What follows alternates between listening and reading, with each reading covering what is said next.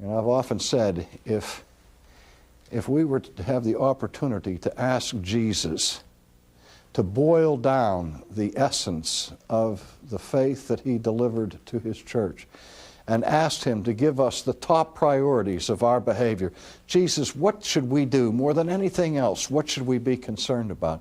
I wonder what Jesus would say. Well, we don't know, because he never said that this is the one thing that it all comes down to. But the next best thing would be to have the brother of Jesus come to us, and we say to the brother of Jesus, what's the most significant thing that we should be doing as believers to be pleasing God?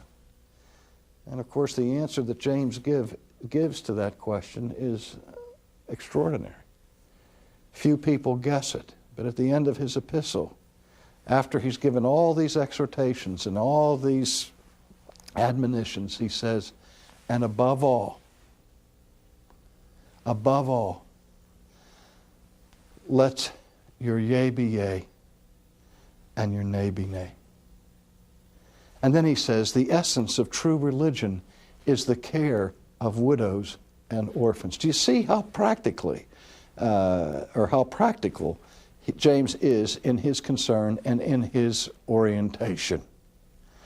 Who would imagine that any apostle would say that above all, first and foremost, let your yea be yea and your nay be nay? And yet, it's reminiscent not only of what Jesus taught in the Sermon on the Mount, but it's reminiscent of his words before Pontius Pilate, when Pilate asked him if he was a king.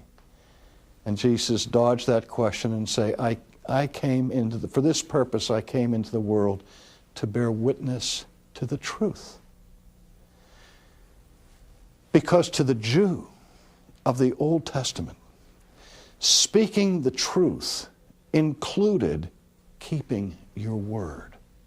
In fact, the thing that makes God so truthful is not only that what he says agrees with reality and corresponds to real states of affairs, but when God says yes, he means yes.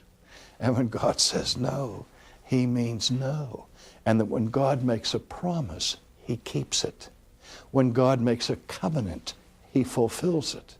And so it's not really surprising when we analyze how central it is to the sinful life of the breaking of promises and of the violation of our words that we find the manifestation of sin. And then it shouldn't surprise us that he says, above all, we are to be people of truth, people whose word can be trusted, people who are keepers of the covenant we have with God, rather than breakers of it. Or, as James says, to be doers of the word and not hearers only.